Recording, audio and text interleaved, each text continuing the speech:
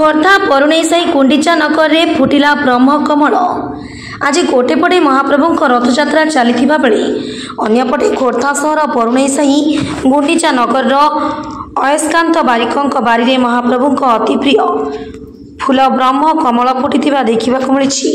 गोटे गचर प्राय 8टी ब्रह्म कमल फूल फुटी देखा मिली।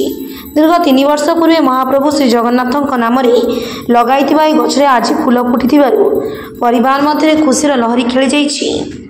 गतकाल राति फूल फुटिबा आरंभ करिछि। फुटिबा परे अयस्कांत बारिक पत्नी नीलिमा बारिक ब्रह्म कमल को पूजा अर्चना करिछथि। सेबळे साही पड़िशा याकु देखिबा पई भीड़ जमाइछथि।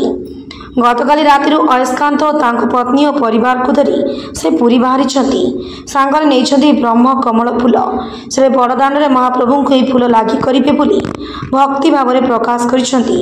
खोर्धारू विजय बाहुपलेन्द्र रिपोर्ट जयदेव न्यूज।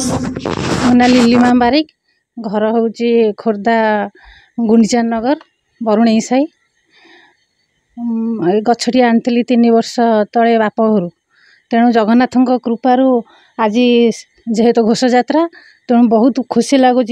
जगन्नाथ कृपारू फूल फुटी आम बारी आम बाहरी श्रीक्षेत्र नहीं कि जावाई ये घोष यात्रा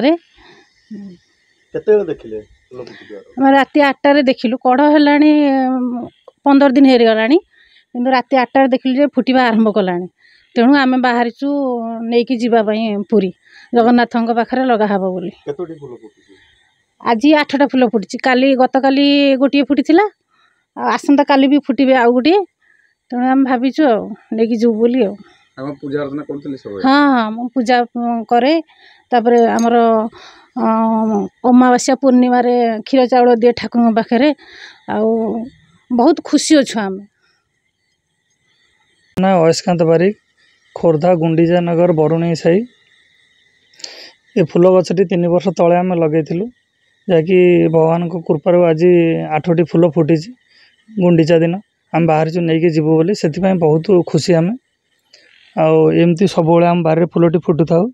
ये दुर्लभ फूल आम बहुत खुशी आनी देछि। आम बहुत भलरे अच्छु एति कही जगन्नाथ आगे प्रार्थना करछु आमको एमती खुशी रखी था। आम सबुदिन जगन्नाथ पाखु नहीं कि जाओ जगन्नाथ आज घोष यात्रा ना जगन्नाथ रथ उपर रहिबा आज तेणु आज जिते नहीं गले भी लगे बोली आमर आशा जहाँ भगवान को भरोसा से जगन्नाथ जहाँ करेंगे एवं बाहरी जीव 9टा बाजिले 9टा 10-15 बाहरी जीव।